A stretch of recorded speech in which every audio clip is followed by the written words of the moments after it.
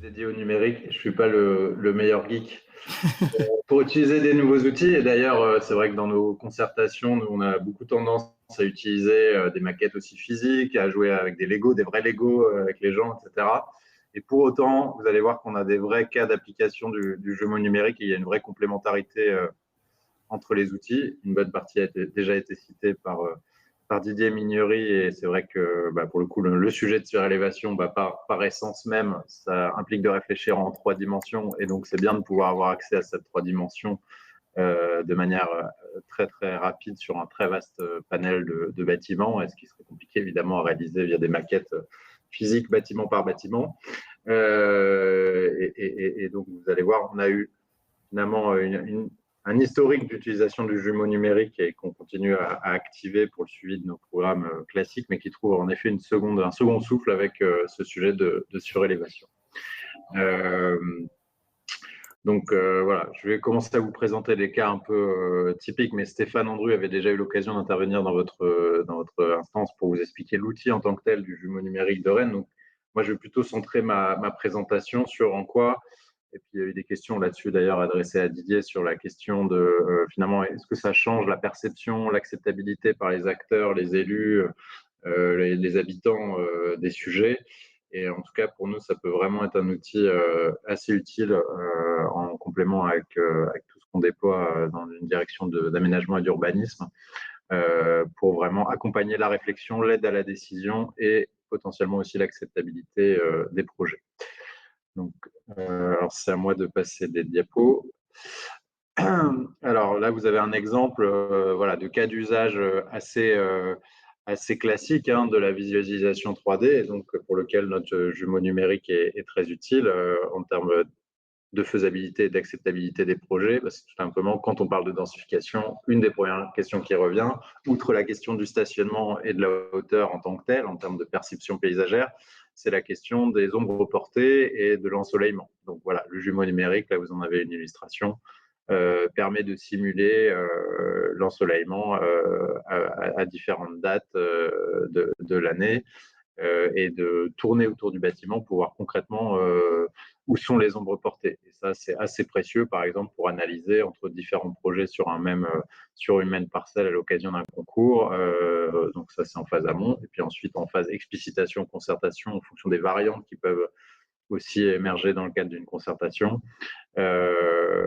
Vraiment pouvoir démontrer l'impact voilà, sans de grosses études particulières de type Heliodon, etc.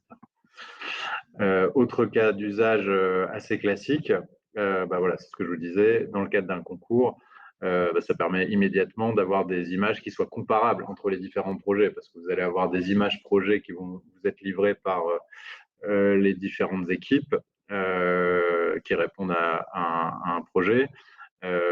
Mais c'est bien pouvoir vraiment regarder avec des échelles comparables, en prenant les angles de vue identiques, etc., et en tournant autour du projet qui aurait été simulé via le BIM aussi, vraiment d'avoir des choses très, très insérées et de pouvoir aussi regarder les développements ultérieurs, les simuler et de voir comment ça pourrait s'insérer non pas à un instant T, uniquement sur un paysage, mais aussi en fonction des évolutions à venir d'un territoire urbain. Ça, c'est vraiment des outils très précieux avec lesquels on peut jouer, y compris sur des sujets très sensibles sur lesquels on n'a pas envie forcément dans un premier temps de les partager, alors qu'on est très en amont, qu'on fait face par exemple à des volontés d'acteurs tiers et dont on veut tester la faisabilité sur notre territoire.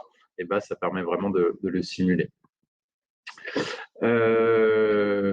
Et ça permet aussi, et c'est très précieux également, de suivre en fait l'évolution dans le temps long, y compris en remontant parfois avec des images d'archives jusque dans les années 60 ou avant, l'évolution d'un quartier. Là, vous avez le quartier politique de la ville de Maurepas, Gros-Chêne et Gailleul en visuel avec 3 stades d'évolution, y compris des évolutions à venir. Et c'est vraiment précieux de pouvoir retracer ces différentes étapes. Et y compris de pouvoir intégrer, parce que l'outil aussi se perfectionne au fur et à mesure, par exemple, quand on intègre la couche végétale, ce qui est en train d'être fait avec une grande précision, finalement, on peut aussi comparer la hauteur des immeubles par rapport à la hauteur du végétal qui l'entoure. Ce qui peut jouer dans différents sens, parce qu'évidemment, certains peuvent se plaindre de la proximité de branches, etc. On a toujours autant de gens qui demandent à ce qu'on élague ou coupe des arbres que de gens qui demandent à ce qu'on les préserve. Mais voilà, le sens de l'histoire est quand même plutôt maintenant d'essayer de mieux les préserver et de les protéger, et voire même d'en planter massivement, parce que par exemple sur la ville de Rennes, l'idée c'était d'en planter 30 000 dans le cadre du mandat en 6 ans. Voilà, donc, et c'est intéressant d'avoir cette visualisation aussi à un instant donné de la végétation et de son déploiement futur. Donc, on n'est pas uniquement sur la question du bâti quand on parle de jumeaux numériques. Voilà, donc ça, c'est les cas d'usage qu'on utilise d'ores et déjà et pour lequel, en effet, UpFactor est venu à l'issue d'un marché qu'on a passé pour étudier notre potentiel de surélévation, et finalement pouvoir complètement se plugger, et ce qui va aussi permettre pour nous un suivi dans le temps des résultats, en fait, au-delà de l'étude de potentiel qui aura été faite avec UpFactor. Il sera important que nous, on se saisisse de ces outils-là, que ça nous serve d'outil d'aide à la décision au fur et à mesure que les projets émergeront, et puis de suivi, puisque on a d'ores et déjà, on parlait du zéro artificialisation net tout à l'heure. Nous, on s'inscrit pleinement dans cet objectif-là côté Rennes Métropole. On a un long historique de sobriété foncière, parce qu'on a voulu, depuis le début de la décentralisation, préserver autour de chaque commune qui compose la métropole un peu son identité, et donc très concrètement des ceintures vertes agricoles et naturelles autour de chacune des communes pour éviter un développement en tache d'huile, vous savez, ce qu'on voit un peu partout, développement le long des axes de transport, d'ailleurs souvent routiers au départ, et donc en tache d'huile, et finalement que de la ville, des vastes conurbations et assez peu d'espace de respiration. Nous, on a un territoire dans lequel les 4/5e ont réussi à être préservés, d'ailleurs sont classés au PLU, soit en agricole, soit en naturel, sur les 43 communes et les 70 000 hectares de la métropole, donc les 4/5e, dont plus de la moitié d'ailleurs en surface agricole utile. Et donc, c'est un élément assez structurant de l'identité locale. D'ailleurs, à d'autres échelles, à l'échelle du schéma de cohérence territoriale, on déploie aussi ce principe qu'on appelle de ville archipel. Et donc, finalement, voilà, la sobriété foncière, c'est vraiment dans notre ADN. Mais on accélère encore avec la stratégie zéro artificialisation nette, et donc l'idée d'augmenter la part de renouvellement urbain, ça va de pair aussi avec l'idée de diversifier les formes de renouvellement urbain. On a assez classiquement de la démolition-reconstruction, on prend quelques maisons bien desservies en termes de réseau, etc., et puis on les remplace par des immeubles. Mais voilà, ça peut se faire dans un certain nombre d'endroits. Mais en revanche, si on veut de la densification diffuse, dite douce, qui puisse concerner l'ensemble des tissus urbains, la surélévation fait vraiment partie du panel, et notre programme local de l'habitat 2023-2028 qui vient d'être adopté fin décembre 2023 prévoit 10% de recyclage bâti. Et donc, dans le recyclage bâti, il y a plusieurs solutions qui émergent. Il y a par exemple le fait de reconquérir la vacance, ça a été dit, de parfois diviser des logements en plusieurs. Ça peut être de la reconversion de bureaux en logement, mais la surélévation figure aussi en bonne place. Et donc, on voulait vraiment étudier ce potentiel de manière fine, sachant qu'en termes de perception, je pense que les perceptions évoluent assez vite sur ce sujet qui a été un moment à l'agenda politique au niveau national, notamment au moment de la suppression du COS par les lois Duflot, la loi Allure il y a une dizaine d'années, avec des modifications aussi de règles dans les AG de copro qui ont un peu facilité les projets. Mais par exemple, sur un territoire comme Rennes, il y a eu quelques exemples assez emblématiques de surélévation, mais ça ne s'est pas massifié. Et en termes de perception, il y a encore 2-3 ans, moi, quand j'ai pris mon poste à Rennes Métropole, que les premiers projets commençaient à émerger, il y avait une crainte de nos élus, finalement, de ne plus maîtriser vraiment ce qui allait se passer, parce que autant, finalement, les secteurs dans lesquels on avait décidé qu'il y aurait une densification un peu forte, ils étaient très précisément identifiés dans nos documents d'urbanisme. Par exemple, sur la ville de Rennes, ça représente à peu près 4% de la surface de la ville, des 5000 hectares de la ville, le long vraiment des axes de transport structurants, des axes de faubourg historiques où la ville, de toute façon, c'est déjà toujours un peu densifiée historiquement. Donc, c'est des choses qu'on maîtrise et qu'on planifie. Et là, il y avait une crainte un peu exprimée de dire, mais finalement, si on laisse partir des projets en surélévation un peu partout, on ne maîtrise plus ce qui va se passer. C'est vrai que c'est un des enjeux majeurs, en fait, avec la question la diversification des modes de densification, la question de l'intensification des usages de la ville, c'est qu'il y a beaucoup de choses qui vont se passer et qu'on ne pilotera pas pareil que ce qu'on pilotait des projets classiques, y compris si demain on veut que dedans il y ait du logement social, ou il y ait tel ou tel type d'usage et pas tel autre. Il va falloir finalement, comme on le fait déjà dans nos secteurs anciens très, très patrimoniaux, où on rentre vraiment à l'intérieur des bâtiments, on vient réglementer l'usage des poutres, des fenêtres, etc., des enduits, etc., y compris à l'intérieur des bâtiments. Là, il faudrait presque des outils numériques qui nous permettent de connaître les usages de l'ensemble des bâtiments. Je parle parfois, pour rigoler un peu, il faudrait un Airbnb public. Enfin, voilà. En tout cas, à travers la question de surélévation, on commence à se frotter à une connaissance beaucoup plus fine, beaucoup plus sur mesure de la réalité de nos villes et de nos bâtiments. Et c'est un énorme cas d'usage qui doit nous permettre de nous tester aussi sur la manière de piloter à l'avenir, la manière dont la ville va continuer à se réparer, à se créer, à se densifier, et qui sera en effet sans doute beaucoup plus sur mesure et cousu main que ce que ça a pu être au moment des grandes ZAC et des grands projets qu'on a pu connaître ces 50 dernières années. Donc voilà, bon, je ne vais pas refaire l'intégralité de la présentation de la méthodologie parce que pour le coup, Didier l'a beaucoup mieux expliqué que je ne pourrais le faire, mais simplement, ouais, comme il l'a dit, nous, on a pu le tester. Et ce qui est vraiment intéressant, c'est la capacité d'adaptation de l'outil UpFactor à l'interprétation des règles d'un PLUI particulier. Voilà, tous les PLUI se valent pas. Nous, par exemple, dans notre PLUI à Rennes Métropole, on n'a pas de hauteur ou peu de zones dans lesquelles on met des hauteurs maximum. On parle en nombre d'étages. Par ailleurs, on n'est pas dans un bâti haussmannien, par exemple, comme à Paris, où on va avoir sur des longs linéaires à peu près la même hauteur de bâti partout. Donc finalement, dès qu'il y a une dent creuse, on se dit on peut la combler. Et puis voilà, finalement, c'est comme ça qu'on résout le sujet. Nous, le choix qui a été fait, qui a été réitéré notamment au moment de l'élaboration du premier programme, enfin, plan local d'urbanisme intercommunal en 2019, c'est plutôt d'avoir une diversité de hauteurs, d'éviter ce qu'on appelle l'effet canyon, d'avoir des décrochés, d'avoir voilà, finalement ce qui est déjà un peu le tissu urbain constitué sur Rennes, hein, où il n'y a pas forcément une harmonie évidente dans la plupart des quartiers, mais cette diversité, finalement, on a plutôt envie de la développer. Elle répond à un certain nombre d'enjeux par rapport au changement climatique, notamment. Et donc, on ne voulait pas qu'à travers la surélévation, on puisse donner l'impression qu'on allait toutes passer à la toise de la même hauteur.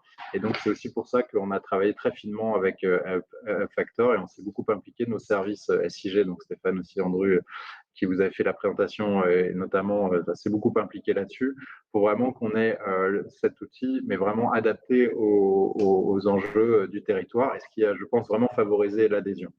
L'autre enjeu qui a fortement encouragé l'adhésion, c'est que dès le départ, on a choisi, de communiquer, ça a été dit par Didier sur le lancement même de l'étude avant d'avoir les résultats, mais aussi d'impliquer dans l'élaboration de cette étude et cette méthodologie, y compris techniquement, l'ensemble des partenaires potentiellement intéressés. Donc les communes, par exemple, du cœur de métropole, là où il y a a priori le plus gros potentiel, même si finalement on s'est aperçu en parlant comité de pilotage plan local d'urbanisme intercommunal que l'ensemble des 43 communes étaient intéressées, y compris des petites communes, et donc on les a inclus dans le périmètre de l'étude.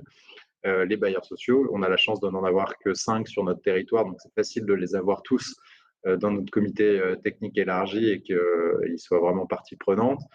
Alors pour les copropriétés, on n'a pas des représentants de chaque copropriété, mais on a quand même les représentants de notre société publique locale qui fait le rôle d'assistance à maîtrise d'ouvrage pour des rénovations énergétiques de copro, et qui demain va intégrer complètement ce sujet de surélévation dans son conseil à la rénovation énergétique des copros. Et puis, on va rencontrer très prochainement le président des syndicats de copros du territoire pour les sensibiliser aussi à l'étude.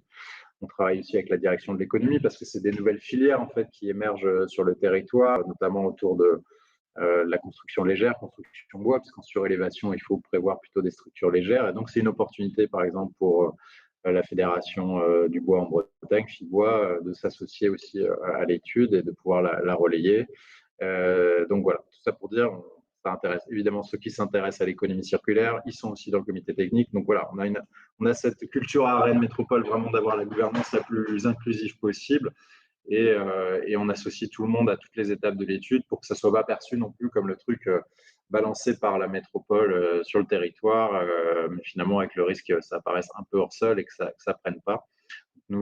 Pour nous, l'enjeu, cette étude, c'est presque un prétexte pour créer une dynamique locale autour de ces sujets-là. Bien sûr, il y a les sujets de modèle économique et on en fait part aussi aux différentes instances, y compris au national. Peut-être qu'il y a une fiscalité adaptée à trouver au-delà des dispositifs locaux de soutien qu'on peut imaginer pour faciliter la sortie de ces projets et valoriser les fameuses externalités positives dont parlait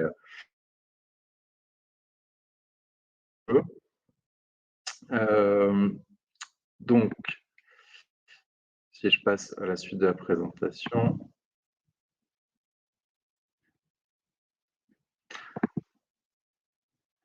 Alors, ça ne veut pas charger.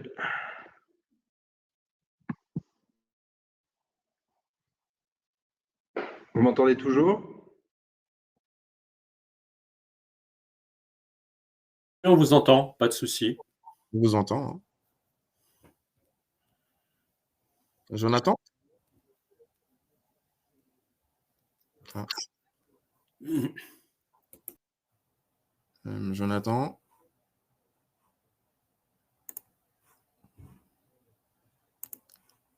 Non, il semblerait qu'on ait un souci de connexion du côté de Jonathan. Effectivement, il est figé.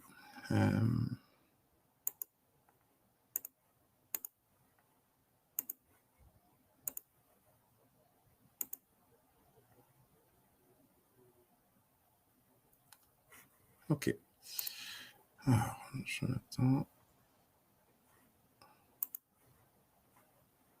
Jonathan, est-ce que vous m'entendez?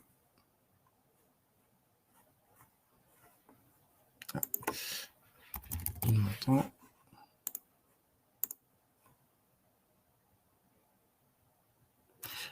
Ce sont les aléas du direct, messieurs, dames.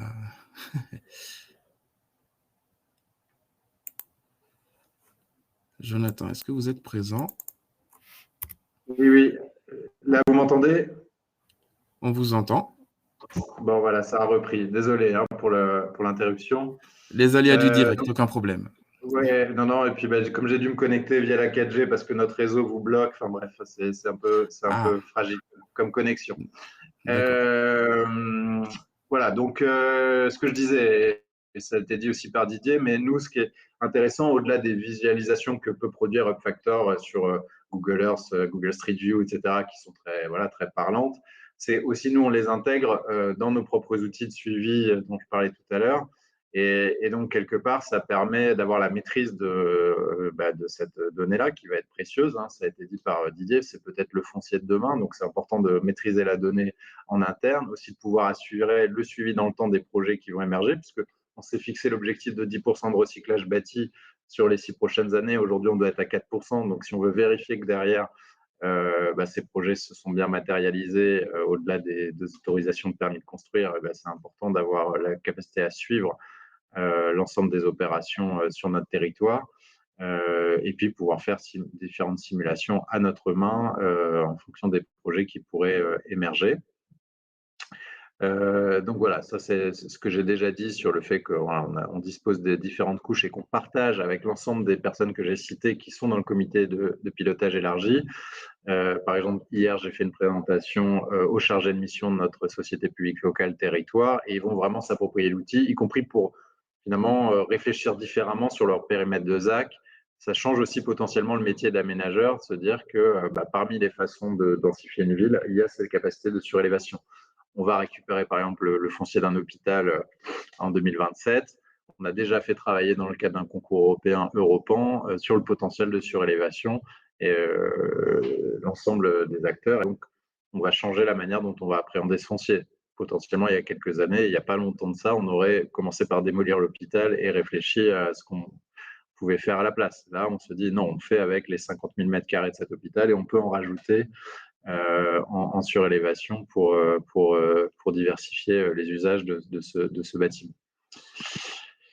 Voilà, on partage ça avec l'ensemble des acteurs que j'ai cités. Il y a également aussi la question du patrimoine de l'État, y compris du patrimoine universitaire, potentiellement aussi des EHPAD. Voilà, donc il y a une grande diversité d'acteurs qui peuvent être intéressés et l'enjeu sera de les mobiliser à travers cette étude.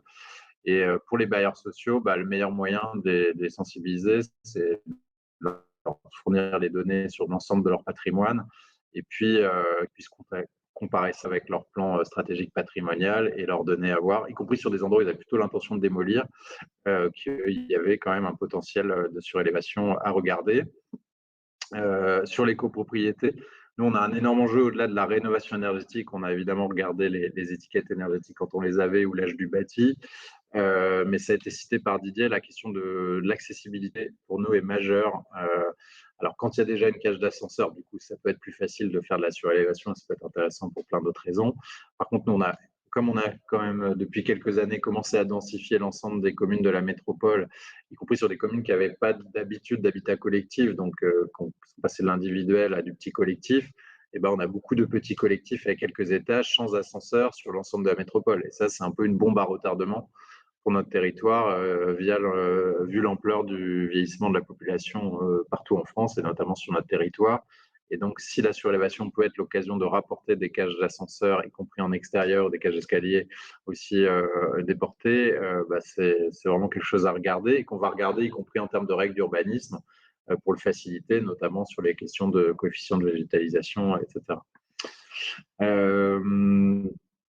Voilà, donc je vous ai mis plusieurs exemples juste pour illustrer que le jumeau numérique nous permet à chaque fois de regarder la réalité des potentiels qui sont proposés sur les différents patrimoines par UpFactor et nous permet y compris d'aller sur des sujets sensibles. Par exemple, des endroits où on veut commencer à introduire de la mixité fonctionnelle sur des zones qui sont assez monofonctionnelles. On s'aperçoit, y compris dans des communes qui ne sont pas forcément très favorables au départ, notamment parce que, par exemple, sur une zone de bureau, elles souhaitent les garder, et que sur ces sujets de surélévation, finalement, il y a une ouverture d'esprit parce que c'est un pas de côté par rapport à ce qu'elles connaissent. C'est-à-dire, peut-être qu'on pourrait imaginer de la mixité fonctionnelle en verticale, même si ça pose plein de questions techniques, de normes, etc., plutôt qu'en horizontal. Et donc, voilà. Tout ça pour vous dire que ces outils-là nous servent vraiment aussi à renouveler le dialogue, y compris sur des communes qui n'ont pas forcément la même perception que la ville-centre sur les questions de densification. Voilà. Et puis pour vous dire aussi, puisque ça a été cité, que sur la question des permis de construire, typiquement, ce travail nourrit aussi la réflexion qu'on a sur l'utilisation de l'intelligence artificielle, par exemple, appliquée à l'instruction ou à la préinstruction des permis de construire ou à l'élaboration de projets. Et puis voilà, s'inscrit dans une vision plus globale qu'on a des nouveaux outils à développer pour gérer demain la mutualisation, la réversibilité, potentiellement l'usage dans le temps aussi des bâtiments, la chronotopie, enfin voilà, tout un tas de sujets qui vont émerger, qui vont révolutionner finalement la manière dont on va concevoir l'aménagement et la construction, et pour lequel on est encore assez peu doté d'outils de pilotage. Donc finalement, il faudrait des hub factors dans plein de domaines. Et il y a un potentiel, me semble-t-il, énorme pour ces applications à l'avenir sur notre territoire, à partir du moment où on garde une maîtrise de la donnée, en fait, côté collectivité publique. Merci, merci Jonathan. On a une première question de Rodika Suteux. Bonjour Rodika. Étudiez-vous également l'impact sur l'ensoleillement des bâtiments voisins quand vous faites l'étude d'ensoleillement et l'augmentation du flux de circulation? Donc, est-ce qu'il y a un lien aussi avec les flux de circulation dans votre jumeau numérique qui est fait? Alors, sur la question de l'ensoleillement, en fait, c'est déjà en partie pris en compte par les règles d'urbanisme qu'on applique lorsqu'on modélise les capacités de surélévation, notamment les questions de retrait, les questions de forme des toits. On peut ensuite le simuler via le jumeau numérique, comme je l'ai montré tout à l'heure. Après, voilà, il ne faut pas non plus attendre de ces études stratégiques à des échelles macro, voilà, sur nos 70 000 hectares et 43 communes. Ça ne remplace pas des études de faisabilité à mener ensuite îlot par îlot, projet par projet, foncier par foncier. L'idée, c'est plutôt d'activer ces études de faisabilité et ensuite de pouvoir regarder beaucoup plus finement. Et on sait qu'il y a par filtres successifs. On ne peut pas encore communiquer sur les résultats macro. Enfin, ils vont être impressionnants et on sait bien qu'après, passer aux filtres successifs des réalités de porteurs de projets, des réalités de faisabilité beaucoup plus à la fois techniques et sociales, le nombre de projets qui va effectivement se réaliser va être effectivement passé au tamis. Ce qui fait qu'après, en termes d'impact, par exemple, sur le stationnement ou les circulations, il ne faut pas non plus en attendre des bouleversements. Nous, par exemple, sur la question du stationnement, on réduit à l'occasion de la nouvelle modification du PLUI les normes de stationnement parce qu'on s'aperçoit déjà que les taux d'équipement ne sont pas les mêmes que déjà il y a 10 ans et qu'ils ont encore vocation à évoluer dans les années qui viennent. On vient de développer une deuxième ligne de métro, on va développer des lignes de trambus. Donc voilà, il y a un potentiel de report vers les transports en commun, vers le vélo, vers la marche à pied sur des territoires intenses comme les nôtres qui est important. Et on a déjà de la vacance en fait dans nos parcs de stationnement, par exemple les bailleurs sociaux. Comme en plus, ils ne peuvent pas imposer la location de leur place de stationnement en sous-sol à leurs locataires, on a parfois 20, 25%, 30% de stationnement vide. Donc finalement, la surélévation va venir potentiellement combler une partie de ce vide, si tant est que les locataires aient effectivement un véhicule. Donc voilà, et d'ailleurs, nous, pour le dire clairement, on pense que si on ne joue pas sur les règles de stationnement, comme ça a pu être fait à Paris où il n'y en a quasiment plus, et ben, ces projets de surélévation ne pourront pas se faire parce que dans les faits, aller recreuser sous les immeubles existants ou trouver des plages de stationnement en immédiate proximité, en tout cas sans mutualisation à des échelles plus larges, c'est le premier sujet sur lequel on va bloquer quand on va être sur la surélévation. Donc voilà, on propose vraiment à nos élus de travailler sur cette règle en vue du PLUI, mais encore une fois, on ne le fera pas n'importe où, n'importe comment, et finalement, on regardera quartier par quartier l'ensemble des mètres carrés qui pourront être construits, et si demain, on constate que via cette surélévation, le nombre de mètres carrés à construire nécessite par exemple une nouvelle école, une nouvelle crèche, un renforcement des réseaux, etc., on saura activer les outils classiques de l'urbanisme, qui sont les contributions d'urbanisme, qui fait qu'il y a une contribution à juste proportion de ces constructions nouvelles à l'effort public et aux équipements publics qui vont être générés. Mais encore une fois, pour l'instant, on est plutôt dans un sujet de soutien à la dynamique, émergence de nouvelles filières que taxer. Voilà. Bien. Une petite question également sur l'impact et l'identification des îlots de chaleur. Est-ce que vous l'utilisez dans votre application? Alors, on a des études sur les îlots de chaleur. Voilà, j'ai pas vu moi d'application à ce stade. Peut-être que Stéphane, vous êtes déjà en train de le développer. J'ai pas encore eu le cas d'usage via le jumeau numérique en tout cas. C'est des sujets qu'on intègre complètement dans notre réflexion. Par exemple, là aujourd'hui, la loi climat résilience impose de faire des parkings, enfin pardon, de mettre des panneaux photovoltaïques sur les parkings. Nous, on regarde aux endroits où, par ailleurs, on a déjà des phénomènes d'îlots de chaleur pour quand même privilégier dans certains parkings la végétalisation. Et quitte à faire plus de parkings ailleurs et avoir une approche un peu macro de ces sujets-là, en tout cas sur nos parkings publics et pas parcelle par parcelle. Voilà. Après, on sait que les endroits où les îlots de chaleur sont les plus forts, c'est notamment notre centre ancien qui est assez minéral, même si en cœur d'îlot, on a quelques poches de végétation. Bon, là, ce n'est pas la surélévation qui va bouleverser les îlots de chaleur, même si on en a prévu un certain nombre dans le centre ancien. Par contre, c'est la question de comment on accompagne cette intensification par une intensification végétale aussi. Donc, par exemple, sur le centre ancien, c'est un travail de longue haleine avec les architectes des bâtiments de France pour parfois, ça peut remettre en cause le caractère, la vision historique d'une ville qui était pavée et pas forcément très plantée, en tout cas sur ses espaces publics dans le centre ancien. On travaille aussi sur des formes d'ombrières. Là, on a testé sur la rue commerciale principale de Rennes, rue Le Bastard, un voile d'ombrage l'été dernier pour, voilà, c'est pas toujours la végétation qui est le seul outil adapté quand il y a vraiment un pic de canicule. Il y a aussi des solutions un peu low-tech à déployer vraiment au moment des de chaleur. Voilà, c'est des sujets. Toute notre stratégie d'adaptation au changement climatique est encore en train d'être affinée, notamment à l'occasion de la révision du plan climat là, qui est en cours. Ce n'est pas le point fort de notre plan climat 2019. On avait d'abord travaillé sur l'atténuation, la lutte contre le changement climatique. Peut-être qu'on se sentait en Bretagne un tout petit peu moins concerné que le sud de la France par les risques de sécheresse à répétition. On a vu en 2022 que ce n'était pas le cas Et donc, par exemple, sur la question des économies d'eau, on met les bouchées doubles, là, y compris dans la révision du PLUI. Voilà, mais c'est à travailler en parallèle et en bonne intelligence avec les sujets de densification. Rapidement, puisqu'on est un petit peu en retard sur le timing, j'ai encore 2 questions. Comment cet outil peut être utilisé dans le cadre d'un projet de rénovation d'une copropriété lorsqu'un maître d'œuvre est déjà retenu?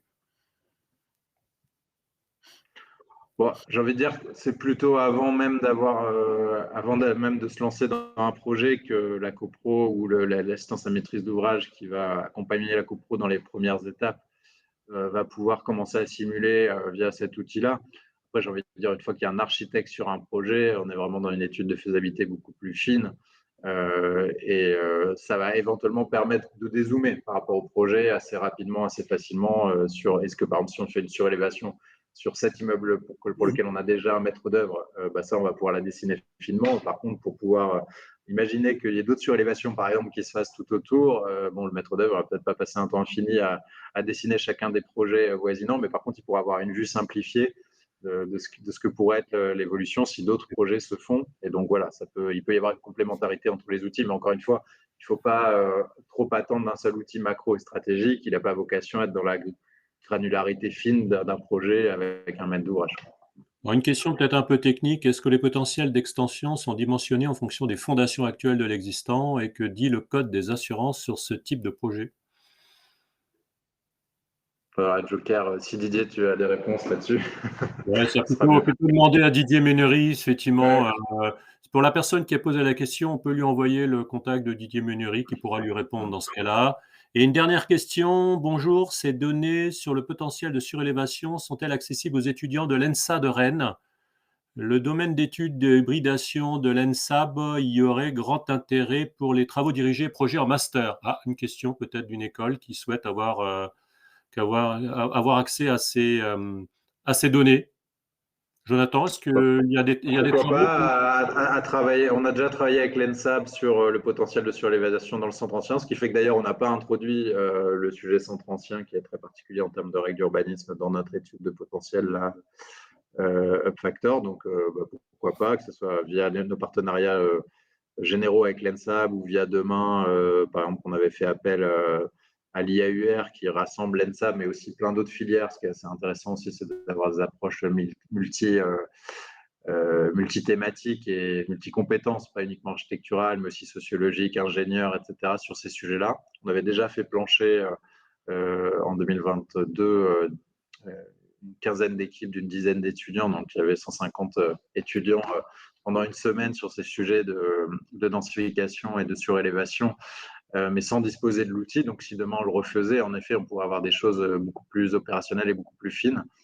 Voilà. Après, sur la question de la mise à disposition de ces données, voilà, nous, je vous ai cité les acteurs pour lesquels on fournit les données.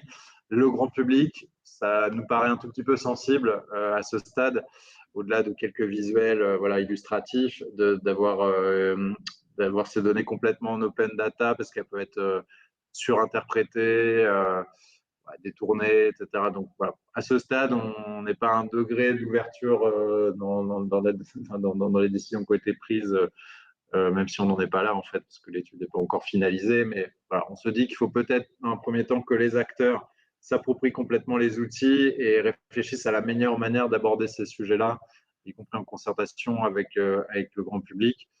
Voilà, parce qu'il peut y avoir, par exemple, si quelqu'un surinterprétait en disant dans un quartier tout ce potentiel va être exploité en 3 ans, bah, ça peut donner des choses qui n'auront aucun rapport avec la réalité des projets qui vont se dérouler et générer des peurs qui n'auraient pas lieu d'être. Très bien. Écoutez, merci beaucoup Jonathan pour votre présentation. C'était vraiment très intéressant. Écoutez, je vous propose de clôturer cette partie. En tout cas, merci et merci à la Bretagne également. Je vous propose de passer au prochain intervenant qui est Fabrice Klein qui va vous parler d'un port maritime et d'un jumeau numérique appliqué à un port maritime. Donc Fabrice, la parole est à vous.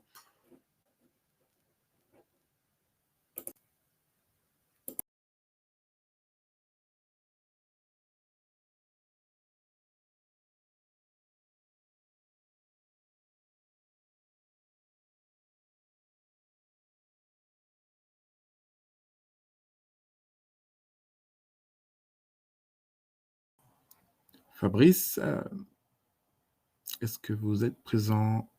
Ah, parfait. Vous m'entendez bien? On vous entend parfaitement. Parfait, très bien.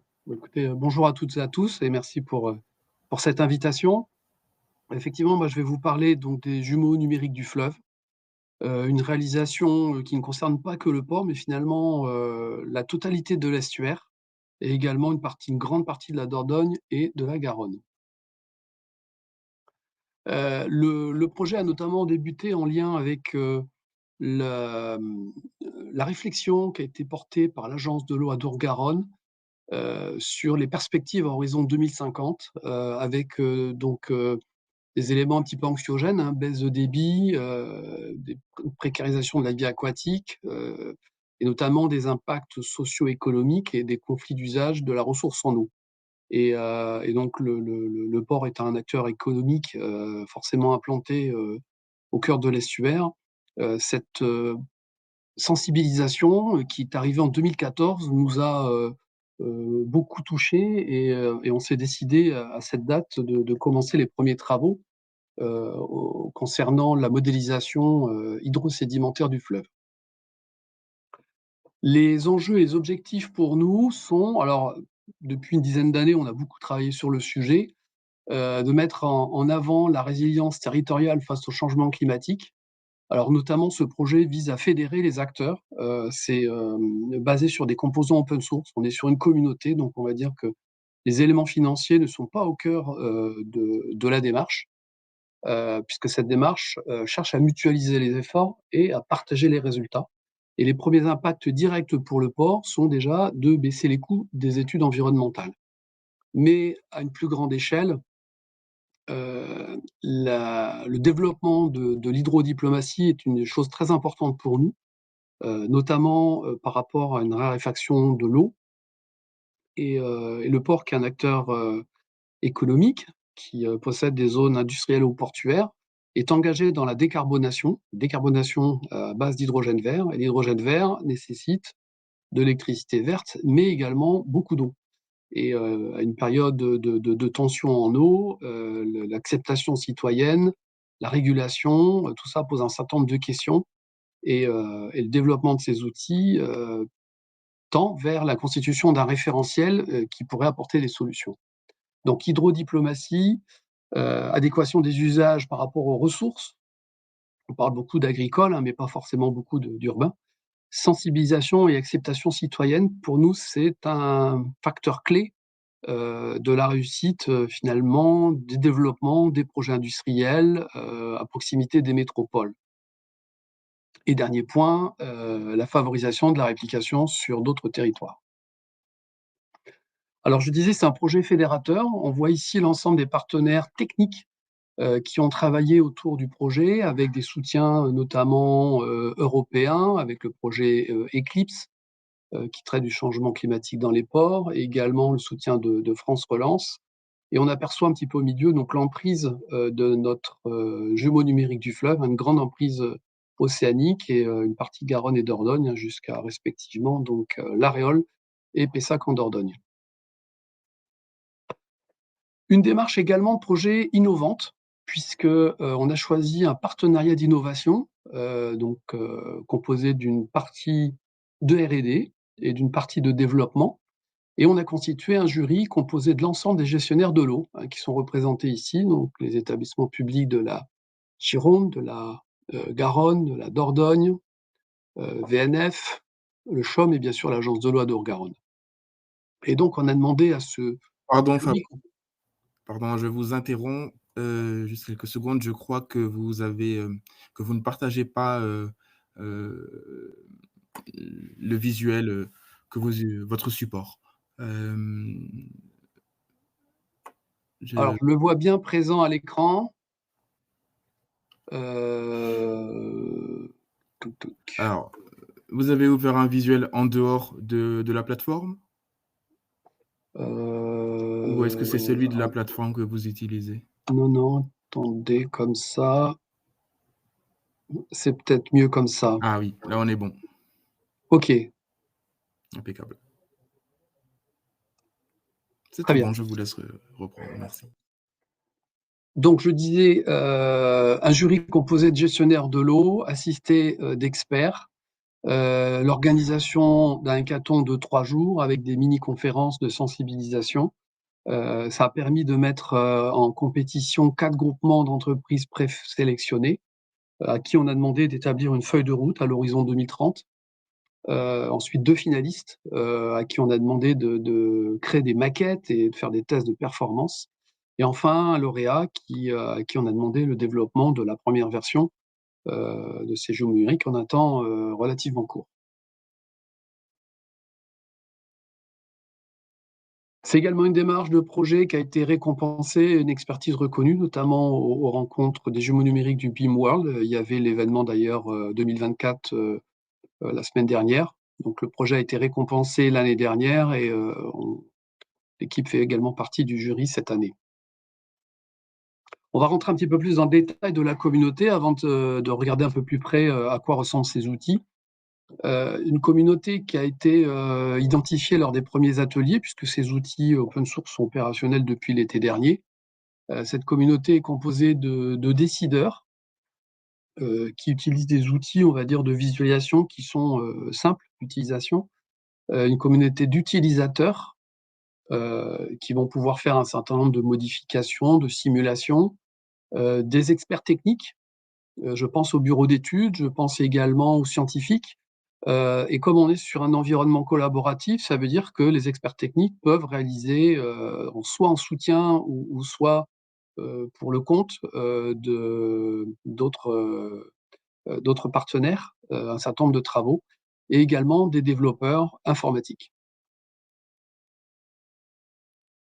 On voit ici les modules métiers qui se destinent plutôt décideurs, voire grand public, voire plutôt portuaires.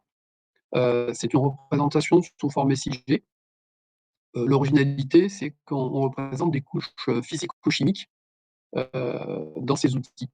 Donc, le premier caractéristique du flux permet d'accéder à l'ensemble d'une dizaine de couches physico-chimiques. Le second, Garand 2050, donc plutôt orienté grand public, qui permet de visualiser l'état du fleuve à la date d'aujourd'hui, mais en l'an 2050. Et 2 modules très orientés navigation, dragage, études.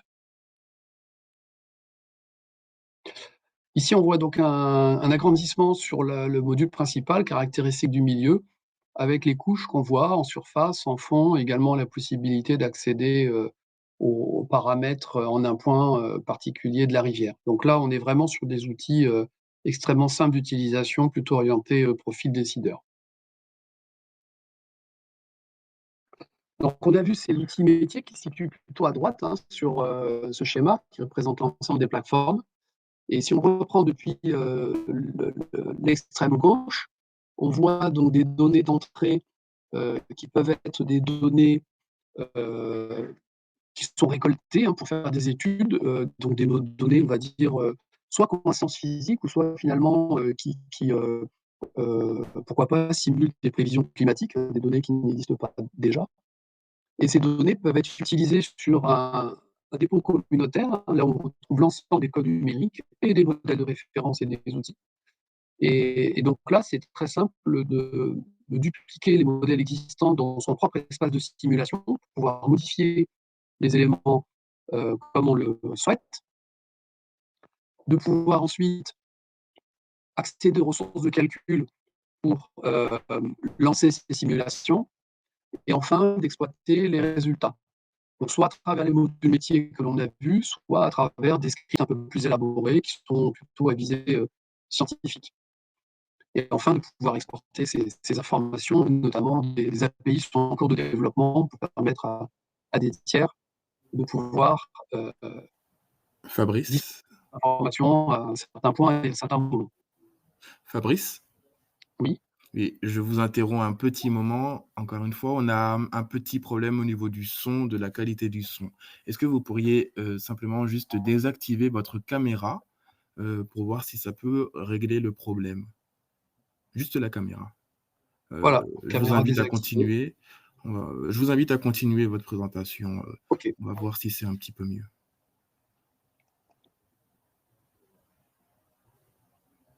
Voilà, donc là, ça, c'est l'autre partie des outils, c'est-à-dire c'est des scripts qui permettent d'extraire les données, puisqu'on a des données sur plusieurs couches dans l'estuaire, sur des grandes surfaces, sur des grandes périodes, et finalement, on peut extraire ces données de plein de manières différentes. Et donc, on a commencé à constituer des librairies.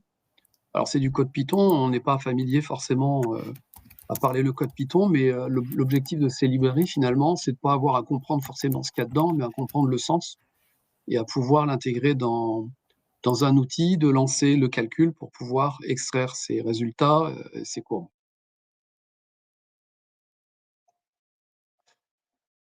Pour illustrer tout l'intérêt de ces outils, on a commencé à identifier des cas d'usage.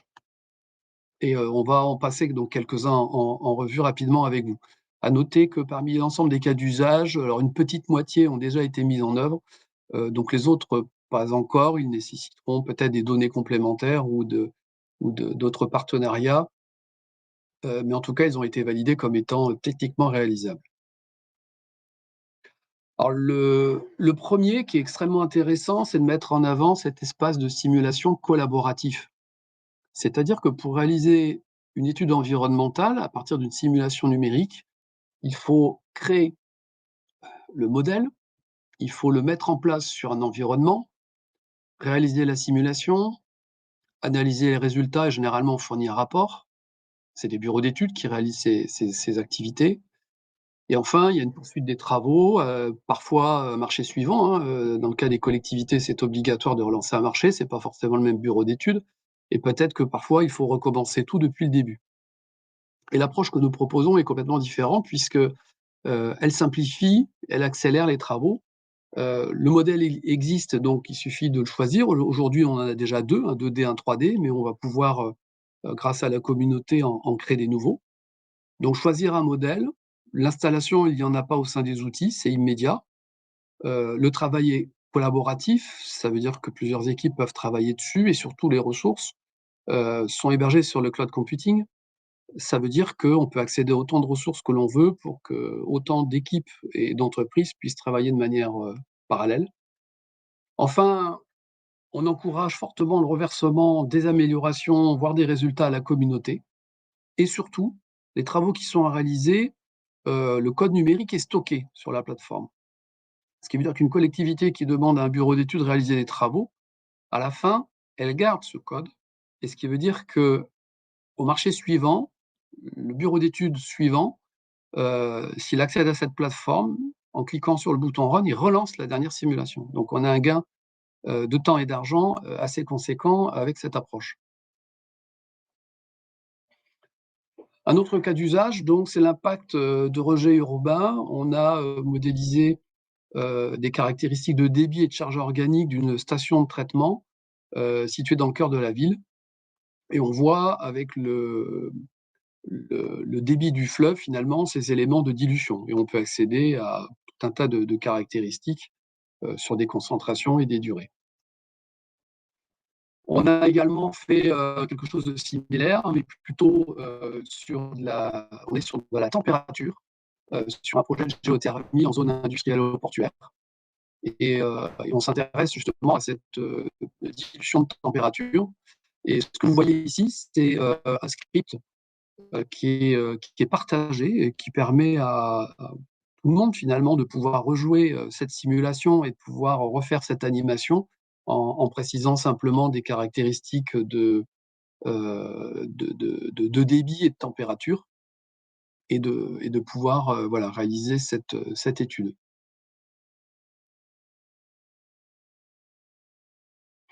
Un autre cas d'usage intéressant, on revient là au module Garonne 2050. C'est un module dans lequel on a intégré un scénario intermédiaire du GIEC. On est sur le 4.5. Alors, est-ce le bon? Je ne sais pas. Enfin, on a essayé de trouver quelque chose d'équilibré pour créer ce module. Et à partir de scénario, il y a une descente d'échelle au niveau de la Garonne pour se projeter en termes de température saisonnière durant cette année 2050. Ces outils permettent donc de pouvoir se projeter et d'évaluer. Alors, il s'intéresse malheureusement qu'à l'eau, pas à l'air, mais des interactions avec l'air permettraient d'évaluer les échanges thermiques au niveau urbain, avec la métropole de Bordeaux ou d'autres métropoles.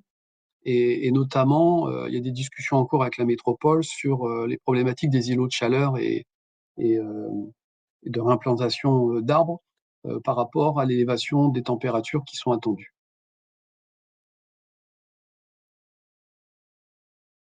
Alors, ce cas d'usage n'a pas été réalisé, enfin, en tout cas, il n'a pas été réalisé en France avec nos outils. C'est l'utilisation de modèles météo couplés à un modèle hydrologique et à un modèle hydraulique. Donc, le modèle hydraulique, nous l'avons, on vient de vous le montrer. Il nous manque encore quelques éléments, et notamment tout ça pour faire des alertes en termes de submersion et en particulier sur l'impact routier. Et ce concept, qui techniquement est tout à fait réalisable, a déjà été mis en œuvre, donc c'est en 2022 aux États-Unis avec Waze, pour le bénéfice des automobilistes en anticipation de risques de submersion dans les prochaines heures.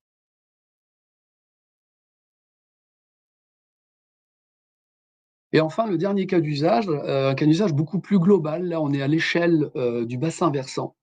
On a regardé les ressources disponibles, les usages en termes de consommation d'eau, les conflits naissants et surtout les conflits à venir. On entend parler d'hydrodiplomatie, parce qu'on voit que le soutien d'étiage depuis les barrages hydroélectriques, qui sont réalisés déjà depuis quelques années, ne suffiront pas pour les prochaines décennies, que les usages sont plutôt croissants et que ces conflits d'usage vont arriver. Ils sont déjà apparus et on se dit que cet outil à grande échelle, alors il y a encore un petit peu de travail, notamment puisqu'il faut intégrer un certain nombre de données, il faut remonter encore un peu plus haut au niveau de la Garonne pour avoir l'ensemble du bassin. Mais cet outil pourrait devenir un référentiel territorial qui permettrait de suivre l'équilibre des ressources et de l'ensemble des besoins, sur la consommation humaine, sur l'agriculture, sur les usages industriels et autres. Tout à l'heure, dans les objectifs, je vous parlais de réplication. On intervient également sur un projet international avec nos amis québécois.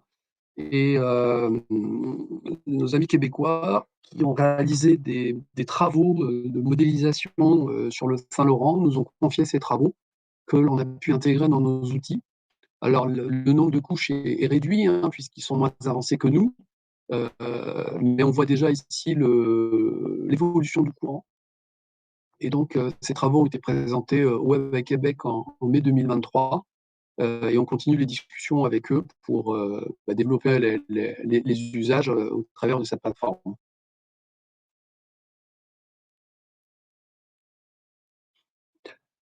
Nous en arrivons maintenant à la création d'une communauté. On a vu tout à l'heure avec Garonne 2050, c'était une plateforme qui se destine au grand public. Malheureusement, à la fin des travaux de développement, le jury a souhaité que ce module ne soit pas ouvert au grand public, parce que certains estimaient que le scénario était trop optimiste, d'autres estimaient que c'était trop pessimiste. Bref, on était plutôt sur des questions politiques et on voit finalement que l'évolution de ces outils vont nécessiter de faire un certain nombre de choix, de priorités, et que une communauté d'usagers est déjà en place, mais qu'une gouvernance va s'imposer par rapport à ces outils. Cette gouvernance, sa forme reste à définir, ainsi que ses règles de fonctionnement, les priorités de développement des connaissances, le modèle économique également. C'est vrai qu'aujourd'hui, les coûts de simulation sont parmi les plus bas du marché. Mais pour autant, il y a aussi un peu de ressources humaines. On pense peut-être à un pôle d'expertise autour de ces outils. On pense également à une sensibilisation envers des citoyens. Bref, il y a un certain nombre de choses à imaginer. Justement, les citoyens, on a vu que on parlait tout à l'heure de l'acceptation par rapport à l'usage de l'eau, par rapport notamment aux activités industrielles liées à l'hydrogène. Un sondage de l'ADEME qui remonte à 2022 met en avant l'acceptation des citoyens dans leur changement d'habitude pour accompagner la transition écologique. Et un élément très important qui remonte justement, c'est qu'ils sont attentifs au juste partage des efforts et également pour une quantité un peu moins importante, mais 41% quand même, souhaitent prendre un rôle important dans les décisions.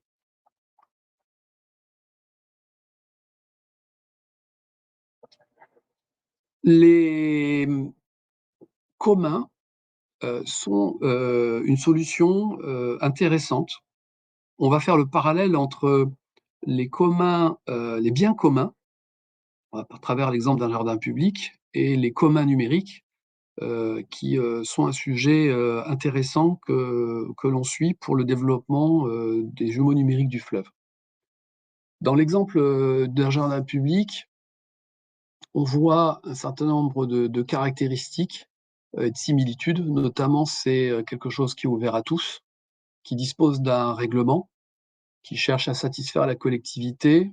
L'entrée est généralement gratuite, l'entretien est assuré par la collectivité. Et il y a également une protection juridique, il y a propriété municipale et une garantie d'accès aux futures générations puisque la municipalité est bien souvent propriétaire. Si on passe maintenant à un bien commun, et là on prend l'exemple avec Wikipédia, qui est bien connu, on retrouve un certain nombre de similitudes. Alors, ce n'est plus le parc qui est ouvert à tous, c'est un service qui est accessible depuis un navigateur. Il y a également des règles de contribution et notamment d'édition. Il vise également la satisfaction des usagers à travers cette plateforme. L'accès plutôt est gratuit. Le soutien est assuré par le volontariat et par les dons. Il y a une protection avec des droits d'auteur. Par contre, dans cet exemple, il n'y a pas de garantie assurée pour Wikipédia. On ne sait pas si dans 1 an, dans 5 ans, ce service existera encore. Donc, ce bien commun, finalement, ouvre une perspective intéressante pour développer un référentiel basé sur des jumeaux numériques à l'échelle d'un territoire avec une gouvernance partagée. Et c'est dans cette voie qu'on se dirige, notamment pour rechercher un nouveau modèle juridique, social et économique d'une gouvernance partagée, qui va rechercher les mêmes éléments qu'on a vus juste auparavant, c'est-à-dire la satisfaction des intérêts à la fois de la collectivité et des citoyens, mais également donc une protection, une pérennité de ces outils, ainsi qu'une protection d'accès pour les futures générations, un certain contrôle, notamment des activités commerciales qui en découlent, la réplication, on l'a évoqué, la régulation de la concession et bien entendu le modèle économique de fonctionnement. La création d'une gouvernance, donc c'est pas forcément quelque chose d'évident, comme vous en doutez, et c'est important pour nous de témoigner notre retour d'expérience du hackathon, puisque c'est un événement, je disais au début de la présentation, qui a été à l'origine de la création des jumeaux numériques, dans lequel se sont rencontrés un certain nombre d'acteurs, d'experts qui n'avaient pas l'habitude de travailler ensemble. Et on a pu voir un certain nombre de choses qui sont éclairantes pour imaginer de mettre en place une gouvernance autour de ces outils. On a notamment vu qu'il y avait besoin de temps pour se découvrir et se comprendre. Les profils sont assez différents. Il y a une importance également de sensibiliser à la fois aux enjeux climatiques, aux conflits de ressources en eau, mais également sur des aspects numériques. Et je pense également à l'open source, et également d'éclairer sur toute la valorisation et le potentiel que ces outils peuvent apporter, puisque c'est pas trivial de comprendre cette puissance de, comment dire, de calcul bien sûr, mais d'approche et surtout de pouvoir fédérer les acteurs pour mutualiser les efforts. En tout cas, à la fin du hackathon, l'ensemble des acteurs ont reconnu ce potentiel et on a bien pu voir que 3 jours n'étaient pas trop pour atteindre cet objectif. Création de gouvernance, donc on s'y attelle. On a mobilisé notre communauté des jumeaux numériques, notamment le mois dernier pour lancer des ateliers sur un certain nombre de sujets, de la gouvernance, de réplication, et également la réponse à un appel à projet Innovo de l'ADEME pour s'en lancer dans des travaux juridiques et économiques, et également une démonstration de réplication à grande échelle sur un autre fleuve français.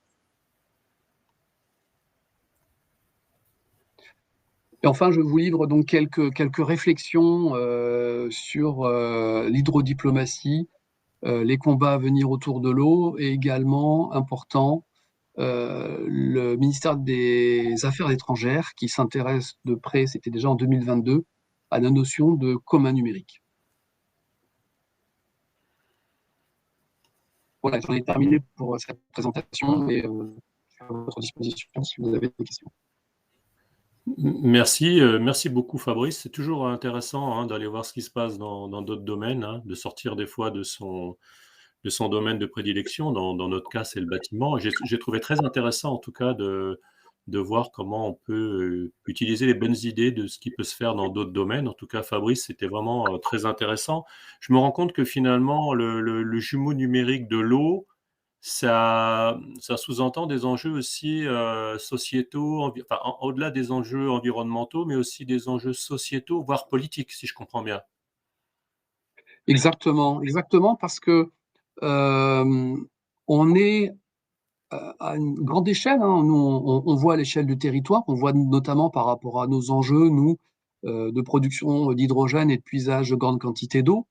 Il va y avoir des autorisations, il va y avoir des débats publics, il va y avoir un certain nombre d'éléments, et on voit que les citoyens sont de plus en plus difficiles dans l'acceptation des activités industrielles, des changements. Et là, on touche un sujet très sensible qui est l'eau, et on voit que c'est important de bien l'expliquer. Et on pense que pour le faire, effectivement, il faut ce genre de référentiel. C'est d'autant plus important que on part, je pense, un peu de loin. Alors, je digresse légèrement, mais les consommations industrielles d'eau aujourd'hui, quand on regarde sur les différents sites institutionnels, sont surtout basées sur les anciens, comment dire, les anciens usages. Et donc, on pense qu'à l'avenir, on sera à peu près sur la même chose, mais les industriels vont faire des efforts. Mais on ne prend pas en compte l'ambition nationale de devenir un leader de production d'hydrogène vert. Et l'hydrogène vert, ça se fait par électrolyse de l'eau. Et donc là, il y a une contradiction. C'est que la trajectoire à venir n'est pas du tout celle qu'il y a dans les esprits. Donc il y a un effort important pour toucher les citoyens pour expliquer cela. Et ces outils permettent également de répondre à bon nombre d'activités, comme par exemple, là, on travaille avec Bordeaux Métropole qui s'intéresse à la capture des déchets plastiques flottants. Et donc, ils ont conçu un système de trappe avec des clapets anti-retour et avec un bureau d'études. Et la question qui se pose, c'est de savoir, mais où est-ce qu'il faut les placer?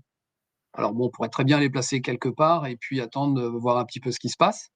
Mais méthodologie nécessiterait plutôt de savoir où est-ce qu'avec les courants, ils peuvent se concentrer, et surtout par rapport aux saisons, puisqu'on va avoir l'étiage, on va avoir les crues, on va avoir des zones intermédiaires, et donc la dynamique n'est pas constante et va évoluer. Et ces outils peuvent être utilisés justement pour ce type d'activité. Et c'est d'autant plus important pour des collectivités ou pour une métropole de pouvoir, quand on finance des travaux comme ça numériques, de pouvoir conserver ces travaux et de pouvoir les reprendre. Et de ne pas finalement commander un rapport papier qui vient dans un tiroir, et quelques années plus tard, on se dit on veut reprendre ses travaux, et il faut repartir pratiquement de zéro. Les travaux que vous menez, Fabrice, sur le jumeau numérique du fleuve, a des impacts sur la métropole de Bordeaux pour aller vers un... Ça les motiverait pour aller vers un jumeau numérique de la ville? Oui, Sans tout à fait. Il y a une réflexion.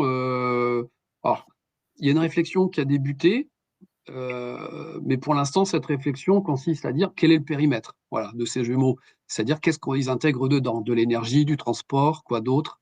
Pour le fleuve, c'est bien, ça existe déjà. Par contre, pour les autres éléments, qu'est-ce qu'ils mettent dedans? Donc, pour l'instant, ils en sont à ce stade, hein, de poser le sujet pour savoir quel va être au cœur de cette étude pour cette création de jumeaux numériques de la ville. Très bien, parfait. Je ne vois pas d'autres questions dans le webinaire, mais je vous propose donc de passer à notre intervenant suivant. Merci beaucoup, Fabrice, et puis j'espère qu'on aura la possibilité de discuter, puisqu'on a un port autonome à Strasbourg, on a un port fluvial. Il y a peut-être des discussions à avoir, puis également entre vous et eux. Donc voilà, c'est des sujets qu'on aimerait discuter avec vous par la suite. En tout cas, merci Écoutez, beaucoup. avec grand plaisir, hein, d'autant plus que le port de Strasbourg utilise déjà un système d'information portuaire développé par le port de Bordeaux, hein, qui a créé un GIE pour cela. Il y a une vingtaine de ports qui utilisent, dont le port fluvial de Strasbourg. On est toujours dans cet même état d'esprit, hein, de chercher à baisser les coûts en mutualisant. Et donc, ce sera avec grand plaisir. Et pour finir, donc pour ceux que ça intéresse, j'ai copié là dans le chat le lien de la page LinkedIn pour pouvoir suivre notre actualité. Très bien. Merci beaucoup, Merci Fabrice. Philippe. À bientôt. Eric, je te propose de passer à Rémi.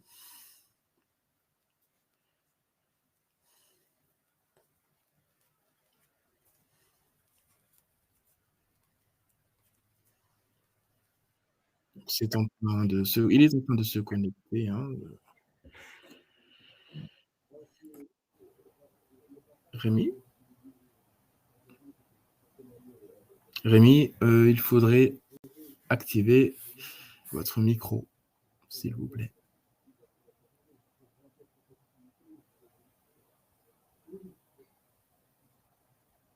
Est-ce que vous m'entendez? On vous entend et on vous voit parfaitement.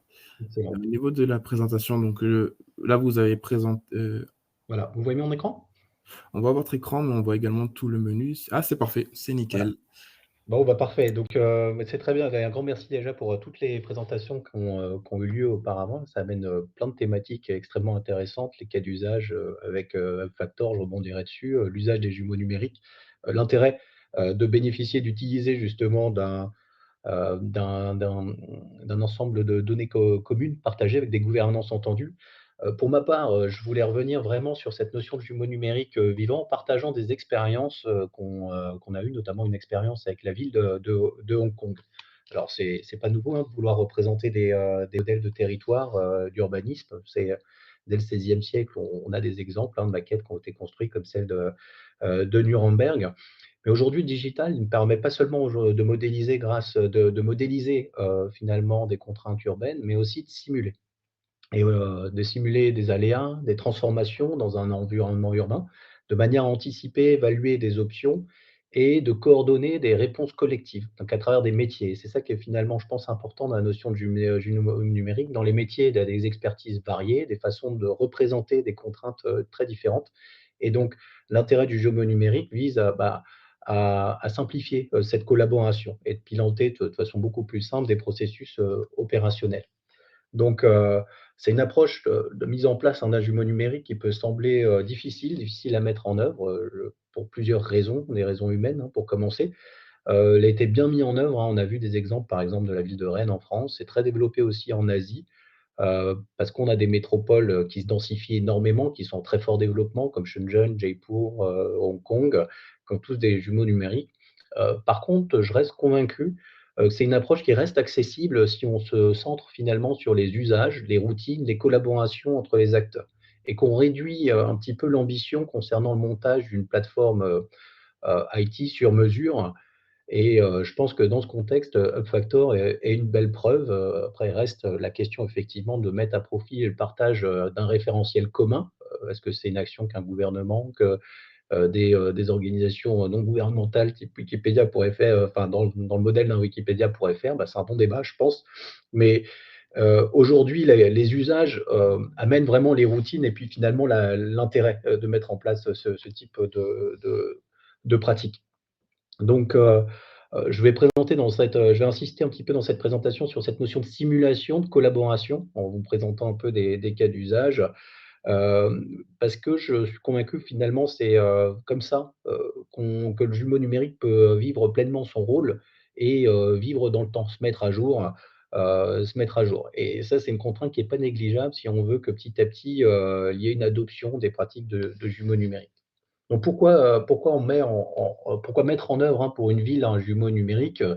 Il y a plusieurs raisons. C'est, être plus précis dans le ciblage des défis locaux d'une transformation urbaine qui impacte, plusieurs métiers, plusieurs domaines.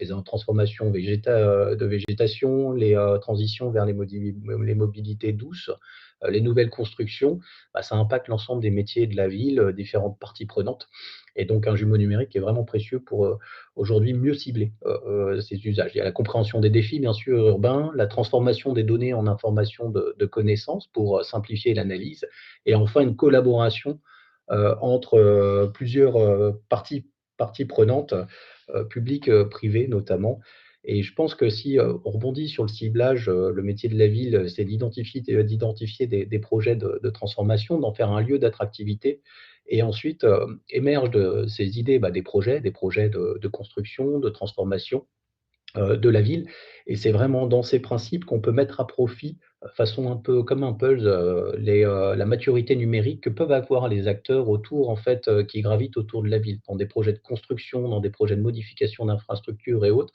la ville peut, mettre à disposition un jumeau numérique et finalement un projet, c'est un morceau de ce puzzle de la ville, du jumeau numérique qui prend en entrée les données mais multidomaines qui sont nécessaires pour l'étude fine d'un projet, de la compréhension de ces défis. Et par contre, l'entité qui a mené le projet à bien peut restituer à la fin de son projet la maturité, l'ensemble du projet tel qu'il a été livré. Et donc, c'est ce type d'exemple qu'on a exploré avec des villes comme Hong Kong que je vous montrerai ensuite. Quand on s'intéresse, sur les enjeux, des jumeaux numériques, du territoire, je voulais revenir un petit peu sur, cette étude que je trouve, intéressante.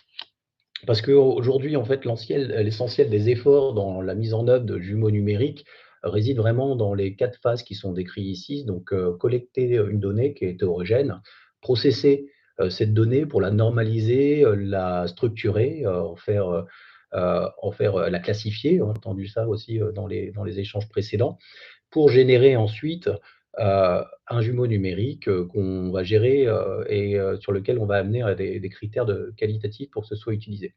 La phase 5 et la phase 6, donc la simulation et finalement la mise à jour sont beaucoup moins aujourd'hui matures, parce que aussi ça nécessite, des investissements coûteux qui, en fait, méritent de réfléchir, en fait, à des enjeux type, de business model, hein. Pour être certain que finalement tout le coût de mise en place, de processing, d'ajustage et de mise en œuvre du jumeau numérique n'incombe pas finalement à la maîtrise d'ouvrage public, également. Donc les stratégies d'open data peuvent aider dans ce contexte. Les stratégies aussi d'interopérabilité, sont extrêmement précieuses, et de normalisation sémantique qui vont pouvoir aussi être aujourd'hui accélérées avec les progrès qu'on fait dans l'intelligence artificielle, par exemple. Et donc, un dernier point, les jumeaux numériques, c'est pas une fin en soi. L'intérêt, c'est d'être en accord sur la démarche, l'ambition et les usages, qu'on souhaite en tirer. Finalement, en mutualisant, un bien précieux, c'est la donnée que chacun a agrégée au cours de ses expériences, autant dans un bureau comme l'environnement que dans un bureau comme, la mobilité et ainsi de suite. Et pouvoir mettre à profit, en fait, l'ensemble de ces données, pour construire un environnement, plus attractif. Et donc dans ce contexte, il y a l'enjeu d'alignement des attentes, elle est fondamentale. très souvent, en fait, on a des personnes qui très, très visionnaires qui arrivent à matérialiser l'ambition de construire un jumeau numérique, mais on a une difficulté pour accrocher l'ensemble des organisations, des équipes sur un but commun qui permet justement d'atteindre l'objectif de faire un, un jumeau numérique. Et donc, le challenge dans cette démarche, c'est aussi la gouvernance. Il faut que le jumeau numérique soit gouverné par une IT qui est très structurée. Et donc, c'est un enjeu dans les villes aujourd'hui de trouver cette démarche. L'usage d'une infrastructure type cloud, souveraine d'ailleurs, peut aider à standardiser et à formaliser, à simplifier un petit peu la démarche d'appropriation pour des villes en fait, de taille intermédiaire.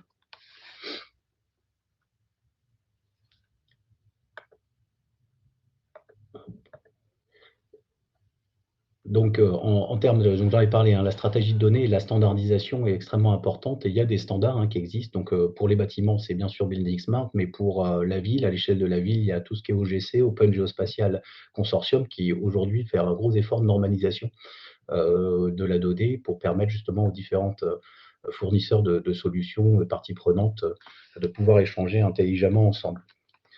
Dans la démarche aujourd'hui de la plateforme modulaire qu'on a mis en œuvre avec Dassault Systèmes, c'est une plateforme qui est articulée autour de 4 thématiques. Donc modéliser un environnement pour simplifier l'échange, la collaboration, créer l'intelligence de la donnée, mais en se basant sur des cas d'usage, et partager des simulations. Je vais montrer, alors sachant que la simulation, l'intérêt, euh, on sait faire depuis longtemps des simulations sur des métiers, des aléas donnés. L'intérêt, c'est de les croiser en fait avec l'ensemble des autres données qu'on a à disposition pour faciliter justement la collaboration et, euh, et les interactions autour des différents sujets. Donc en parlant des cas d'usage, les cas d'usage, on peut en trouver énormément autour de la ville en fonction des données qui sont disponibles. Donc des stratégies en fait sur les aménagements urbains. Donc on a bien vu avec UpFactor justement toute la question de densification, de massification, la question du pilotage aussi, par exemple des permis de construction, de l'insertion des infrastructures. On a l'utilisation du foncier, les gestions des actifs publics qui est aussi un élément assez important. La mobilité urbaine, comment je réfléchis les transitions vers des mobilités différentes, notamment les mobilités douces, par exemple. Donc, ça nécessite des grandes transformations et derrière d'anticiper un certain nombre de facteurs, l'acculturation aussi aux ces changements de mobilité, l'efficacité énergétique aussi, par exemple, quelle stratégie adopter pour massifier la rénovation énergétique dans une ville en fonction des critères de construction, de dépenses énergétiques, le changement climatique, l'adaptation en fait aux notions de la résilience et aux aléas climatiques, et ensuite l'anticipation bien sûr de gestion de crise. À ce sujet, je voulais montrer deux exemples en fait de simulation que je trouve assez intéressants. Donc on parlait beaucoup d'îlots de chaleur. La ville de Singapour s'est beaucoup intéressée à ces notions d'îlets de chaleur, donc à une stratégie en fait de végétalisation forte pour amortir et éviter justement ce type d'îlots de chaleur. Et elle a également aussi, elle utilise également le concept de ventilation naturelle en jouant un peu sur la forme des bâtiments. Et quand on commence à parler d'aérologie, de forme de bâtiments et de vent, donc il faut faire des analyses à l'échelle d'un quartier qui modélise un petit peu le passage, les flux de vent. Et donc dans ce contexte, on utilise justement des jumeaux numériques pour expliquer un phénomène physique qu'on ne voit pas, justement l'aérologie par exemple, et expliquer, coordonner et échanger à propos en fait de différentes façons de faire qu'on pourrait imaginer pour utiliser l'effet de ventilation naturelle amené par les formes des bâtiments et comprendre aussi en fait l'impact d'un nouveau bâtiment dans l'aérologie d'un quartier. Donc ça, c'est des scénarios de collaboration qui sont intéressants. Donc c'est pas la simulation qu'on cible avant tout. Donc la simulation est faite par des experts en simulation, mais on intègre cette simulation dans des données de référentiel du jumeau numérique pour permettre la compréhension en fait de l'enjeu et la simplification de la compréhension de l'enjeu pour des personnes qui ne sont pas spécialisées avec ce sujet. Un deuxième exemple de simulation, c'est quand on a des aléas climatiques, donc ça peut être un aléa sismique, ça peut être un aléa d'inondation, ça peut être différents types d'aléas, ça peut être un tsunami. C'est important de croiser l'aléa avec ses enjeux. Et donc les enjeux, justement, c'est toute la représentation des assets dont dispose la ville pour permettre en fait de penser au mieux la façon dont on va pouvoir répondre à un aléa climatique en mutualisant en fait la connaissance des différentes équipes, le logement, l'éducation, les équipes qui vont traiter en fait ce type d'urgence. Et donc là, en fait, le résultat des simulations est mis en contexte des enjeux et du jumeau numérique pour permettre justement d'anticiper, de réfléchir sur ces situations de type critique qui risquent de se multiplier. Donc c'est un des exemples en fait liés à la collaboration et à la simulation. J'en arrive maintenant à l'exemple dont je voulais vous parler de jumeaux numériques. La ville de Hong Kong, donc 7 millions d'habitants, il y a 33 départements qui régissent la ville. Une grande maturité numérique et ça fait déjà quelque temps que la ville, en fait, a commencé à construire des data lakes, donc c'est-à-dire, en fait, à agréger de la donnée géospatiale ou non, dans des serveurs dédiés. Et ils sont aperçus il y a maintenant 5-6 ans que, en fait, cette façon de gérer la donnée était silotée et donc n'était pas partagée à travers les organisations. Et en fait, ils se sont questionnés sur l'intérêt de commencer à bâtir un jumeau numérique centré sur la collaboration, heu, sur en fait, un exemple de trouver en fait un compromis avec les organisations, c'est-à-dire les inciter à partager leurs données, mais en retour d'expérience, leur partager, construire des applications collaboratives qui vont leur permettre d'être plus efficaces en fait dans les processus de la ville. Donc, on a travaillé autour de cet exemple avec des agences urbaines comme Arup et avec des universités. Et l'objectif, donc, c'était de commencer à bâtir ces applications collaboratives qui sont basées sur la mise en œuvre en fait d'un jumeau numérique au départ. Et je voulais vous montrer en fait 2 applications intéressantes que j'ai trouvées intéressantes. Une application de mobilité piétonne et une application en fait de gestion des opérations d'excavation qui explique un petit peu les usages et l'intérêt aussi qu'on a aujourd'hui à agréger de la donnée et à pouvoir en fait faire vivre cette donnée dans le temps. Donc, concernant l'application de mobilité, donc, Hong Kong, c'est une ville qui est extrêmement dense et donc, quand il s'agit d'anticiper, de comprendre, le caractère attractif de la mobilité piétonne, c'est assez compliqué parce qu'en fait, il y a, beaucoup de passages, comme vous voyez ici, qui sont, à travers des tours, donc qui ne sont pas au niveau du sol. Des passages aussi souterrains parce qu'il y a énormément de souterrains dans la ville et donc, l'objectif, c'était de commencer à comprendre, avoir une représentation d'un réseau multimodal piéton et derrière, en fait, pouvoir caractériser l'attractivité de la démarche piétonne pour encourager les mobilités douces. Donc, dans ce contexte, on a travaillé avec des instituts, l'institut de département de la ville, hein, qui a été aujourd'hui à la manœuvre pour anticiper une transition, à accentuer en fait l'attractivité des mobilités douces.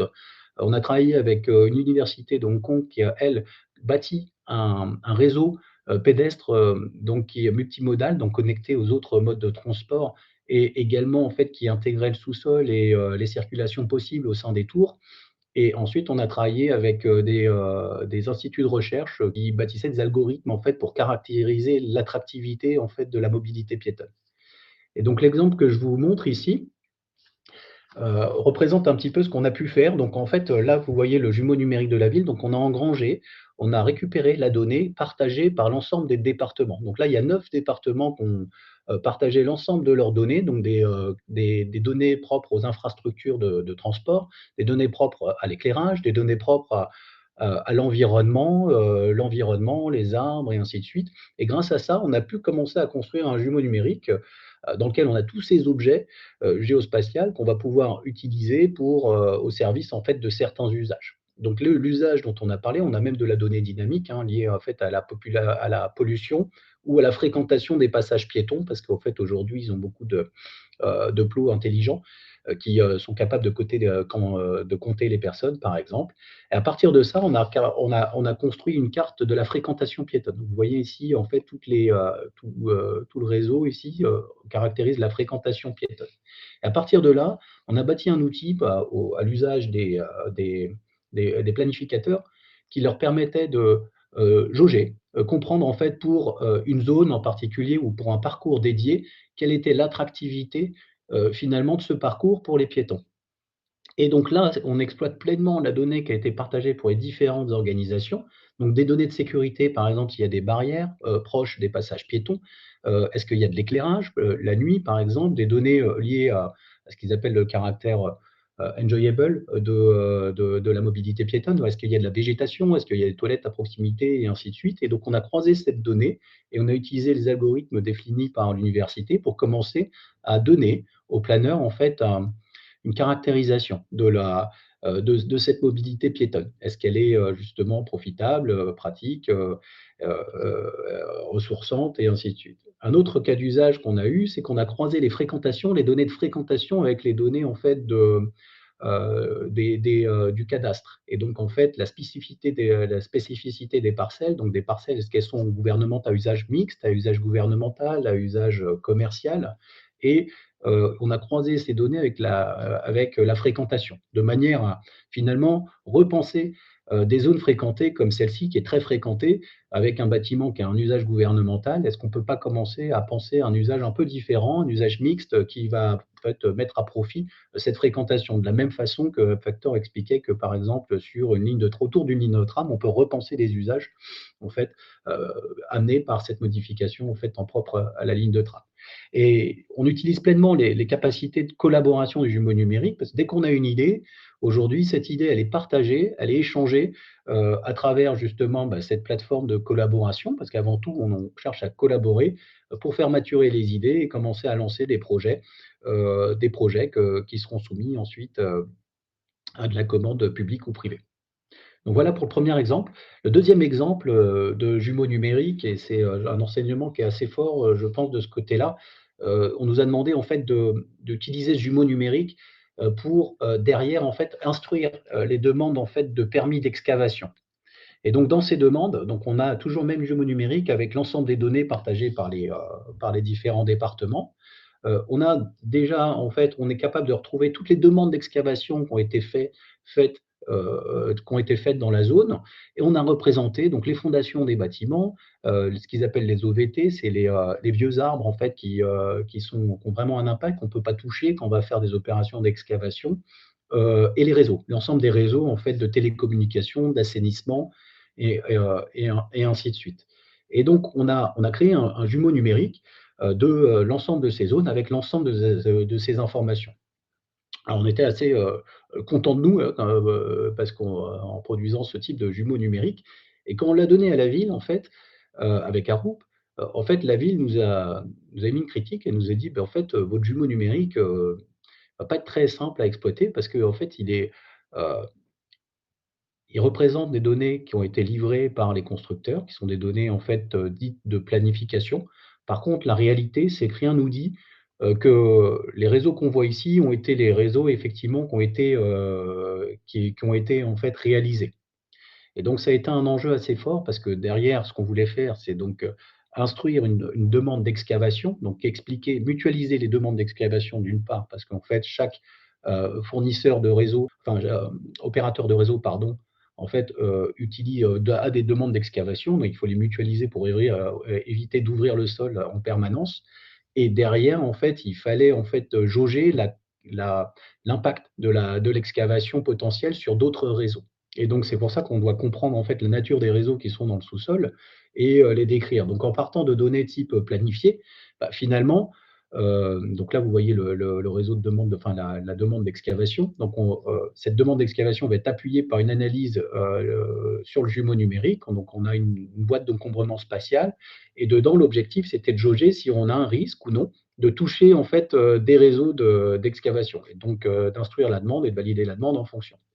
Et donc, comme je l'expliquais, aujourd'hui, ces données n'étaient pas justes parce que c'est des données qui sont fournies lors de l'instruction en fait, du permis de construire. Et donc, ce qui s'est passé, c'est qu'en fait, on a dû, de manière à petit en fait, amener un cas d'usage juste. On a dégradé finalement les données qu'on avait dans notre jumeau numérique. Donc, au lieu de faire des réseaux, on a créé en fait des cubes, comme vous voyez ici, qui en fait donnaient un pourcentage de densité occupée par les réseaux, qui permettait en fait de juger plus facilement et de minimiser en fait les erreurs sur sur la possibilité d'impacter d'autres réseaux quand on faisait une excavation. Donc ça a été un enrichissement lourd parce que du coup, on s'est rendu compte que les données planifiées disponibles par la ville n'étaient pas justes.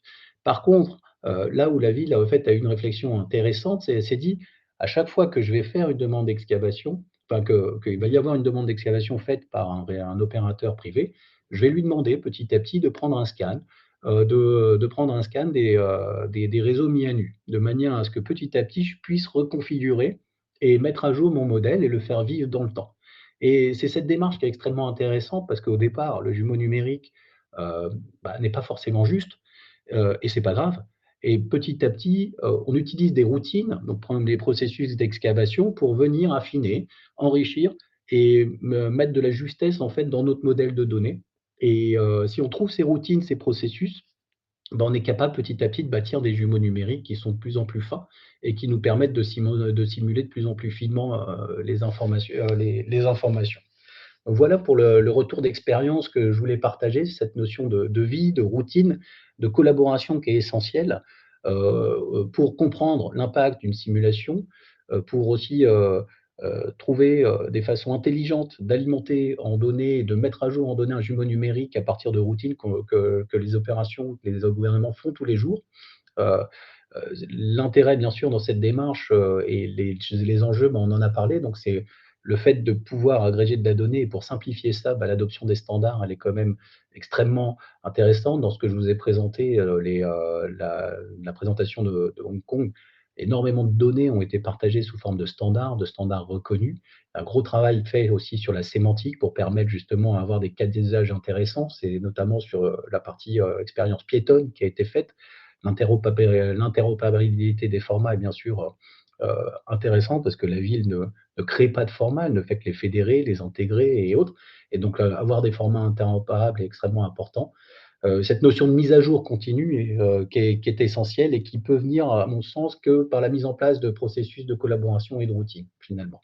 Et enfin, un alignement des objectifs pour que, à partir des différents cas d'usage que connaît la ville, des routines qu'on peut mettre en œuvre, on arrive à mettre en place des alignements des objectifs qui nous permettent de fédérer et d'accéder à un jumeau numérique accessible à tous. Donc, un grand merci pour votre attention et je suis à votre disposition si vous avez des questions.